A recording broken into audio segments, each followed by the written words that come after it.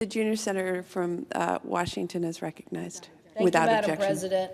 When you watch U.S. athletes compete in the Olympics and the Paralympics and in the World Cup, it probably doesn't cross your mind that men and women who play the same sport may not get the same travel accommodations or equal medical care or still be waiting to be reimbursed for their expenses that they had out of pocket.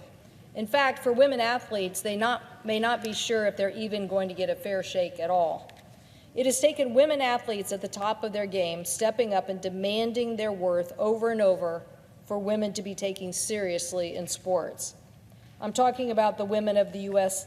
hockey in 2017 and the U.S. women's national soccer team in 2019 and many other athletes.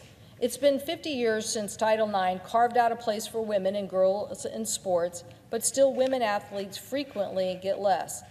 That's why we needed the bipartisan Equal Pay for Team USA Act to build on the promise of Title IX for women competing at the international level.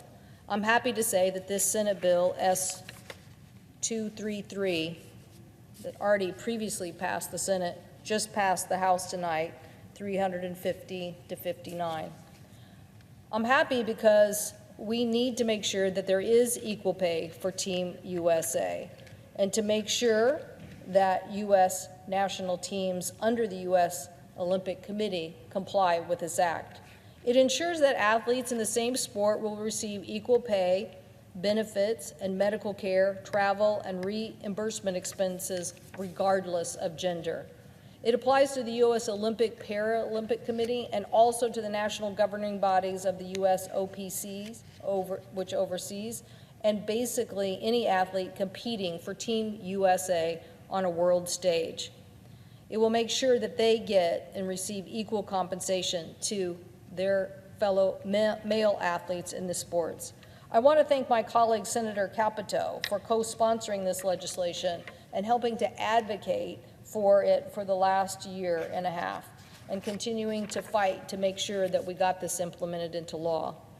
This law requires a detailed report from the U.S. OPC and national governing bodies like U.S. Soccer, U.S. Squash, U.S. Volleyball to be sent to Congress each year so we can help make sure that these women athletes get equal pay. We want to get to the root of any issues in the future that hold anyone back from making sure that this law is implemented. I also want to thank heroes like Megan Rapinoe and Alex Morgan who brought that case against U.S. Soccer. U.S. women's soccer led the charge after winning the World Cup and making it clear to everyone that women athletes deserve equal pay. It took a lot of hard work to make sure that this bill has got into law, and I also want to thank my colleagues from the committee who helped pass this legislation, and Senators Klobuchar and Lummis, who also joined Senator Capito and I in advocating for this legislation. So while I wish tonight there were solutions to the inequities that exist in professional leagues like the WNBA and the National Women's Soccer League, there is still a huge important step. This is a huge important step towards the economic empowerment of women athletes. I also want to mention the hard work of my staff, Lucy Koch from the Commerce Committee, and many others on Senator Klobuchar's staff and on the Commerce Committee who helped get this legislation over the goal line. This is a strong message to female athletes, not just in the state of Washington, but across the United States. You deserve, and you now will have, equal pay, and this is a win for Team USA. I thank the President, and I yield the floor. And I suggest the absence of a quorum. The clerk will call the roll.